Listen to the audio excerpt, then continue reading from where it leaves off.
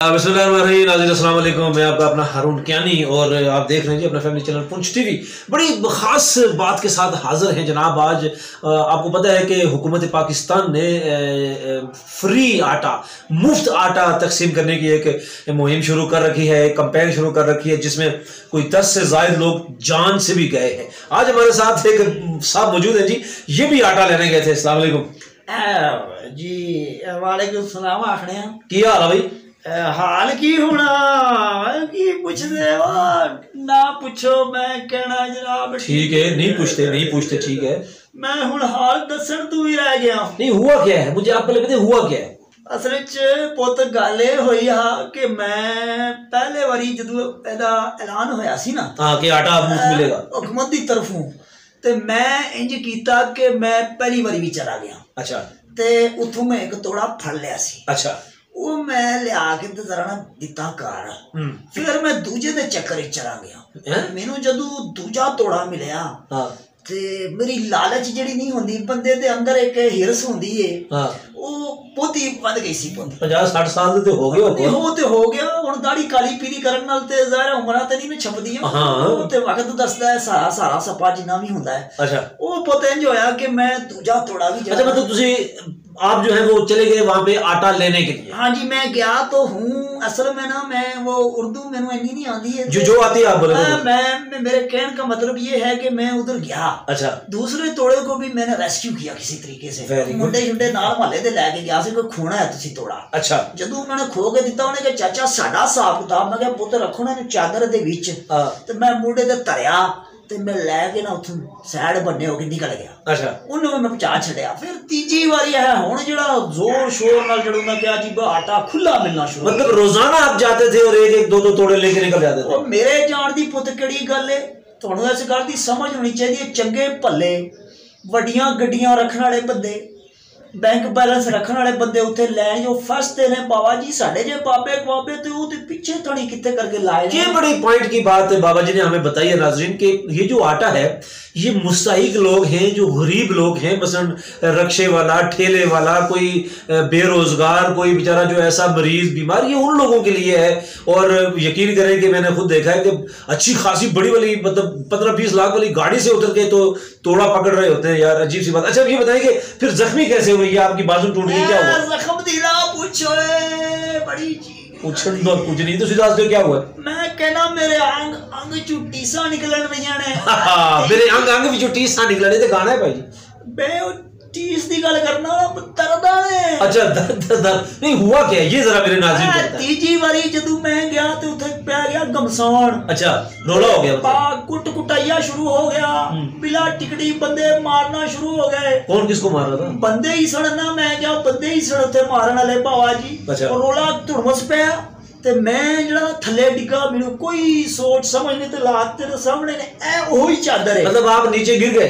मैं डिग पिया। अच्छा। मतलब गिर गए? मैं गिर गया सा थल्ले। फिर ते उतू दी फिर बंदे ही लगी जान, बंदे ही लगी जान। मतलब पूरा शहर तू ऊपर से गुजर गया? मेरे उतू गुजर गया। कोई 10 व्हीलर, कोई 22 व्हीलर, कोई मैं कहना जिन्नी व्हीलर सन सारियां गड्डियां मेरे उत्ते। मैं क्या सवारी नहीं, मेरे BMW मेरे उत्ते चढ़ गई। मतलब सारे आपके ऊपर से गुजर गए? उतू लग गए। ए एक चादर सी। अच्छा। ए बड़ी मैं साम के रखी सी, ए ਤੁਹਾਡੀ ਜਿਹੜਾ ਨਾ ਕਹਿੰਦੀ ਚਾਚੀ ਦੀ ਨਿਸ਼ਾਨੀ ਸੀ। ਅੱਛਾ। ਤੇ ਇਹਦੇ ਵਿੱਚ ਮੈਂ ਤੋੜੇ ਤੋੜੇ ਪਾ ਕੇ ਨਾ ਰੈਸਕਿਊ ਕੀਤੇ ਸਨ। ਅੱਛਾ। ਤੇ ਇਹ ਮੈਂ ਫੇਰ ਲੈ ਕੇ ਗਿਆ, ਤੈਨੂੰ ਨਿਸ਼ਾਨ ਤੇ ਨਜ਼ਰ ਆਉਂਦੇ ਹੋ ਸਨ? ਹਾਂ ਜੀ, ਨਜ਼ਰ ਆ ਰਿਹਾ। ਪੁੱਤ ਇਹ ਬਣਿਆ कि बस ये उदू बाद पार्टी लीरो लीर हो गई। मतलब कि गमसान पड़ गया। और अच्छा, ये किसने गमसान डाला? मतलब ये बताएं कि जब वहां पे आपको लाइन में लगाते हैं फिर आपका शनाख्ती कार्ड नंबर लिखा जाता है, बड़ा तरीका कार होता है, तो ये क्या भगदड़ कैसे मची?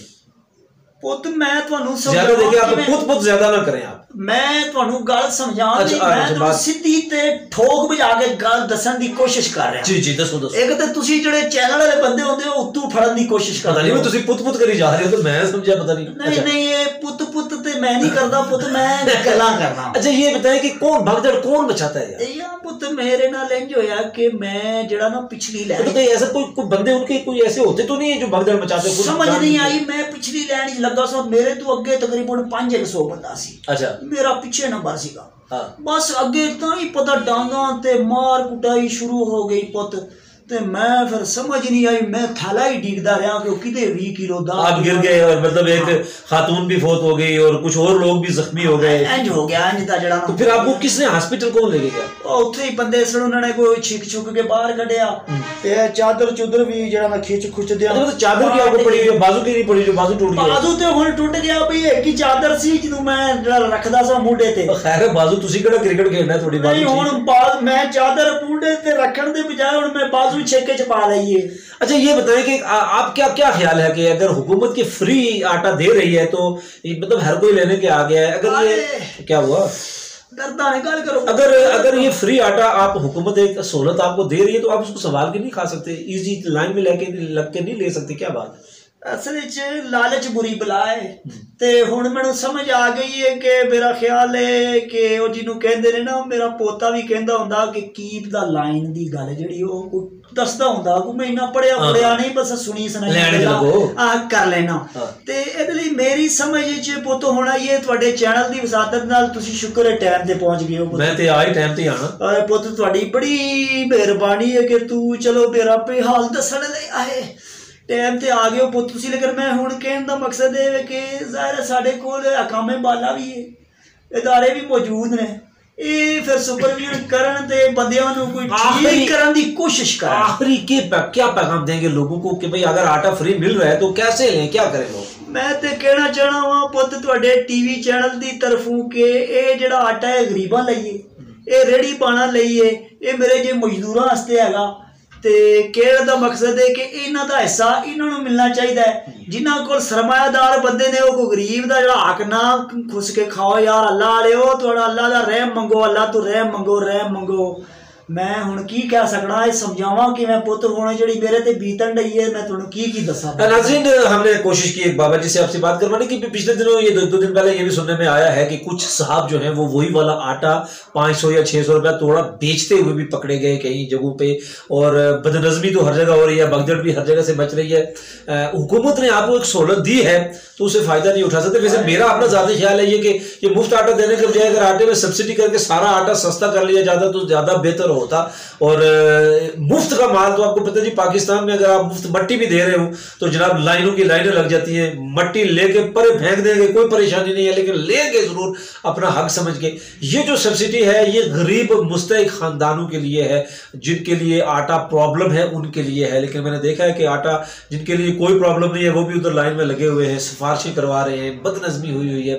बहरहाल एक अच्छे काम को गलत कर दिया। बहरहाल जो है होता है, जो आवाम है उनसे गुजारिश है कि कम से कम आटा अगर आपको मिल रहा है तो तरीके से लें। हमने कोशिश की आप तक हंसी मजाक में बात पहुंचाने की, जुड़े रहिएगा पुंछ टीवी के साथ। एक गल दसना जी दो गल्लां करो। ओदे विच मेरा जेड़ा कार्ड या नहीं सीगा, जो नंबर हुंदा बंदे दा शनाख्ती कार्ड, वो भी खो गया, वो गुम हो गया, ओदा लभण दा हुण की तरीका है? नवा ही बनवाना पड़ेगा। की करना पड़ेगा? नया बनवाना पड़ेगा। तो नाज़रीन अगले प्रोग्राम में फिर हाजिर होंगे, तब तक दीजिए इजाजत, अल्लाह हाफिज़। मुजाहिद बुक डिपो पानियोला 30 साल से आपकी खिदमत में पेश मुजाहिद बुक डिपो पानियोला और गिरदनवा के तमाम स्कूल्स और कॉलेजेस की कुतुब और यूनिफॉर्म दस्तियाब है। फ़ोटो स्टेट की सहूलत के साथ मुजाहिद book depot, main road, पानियोला, Azad Kashmir.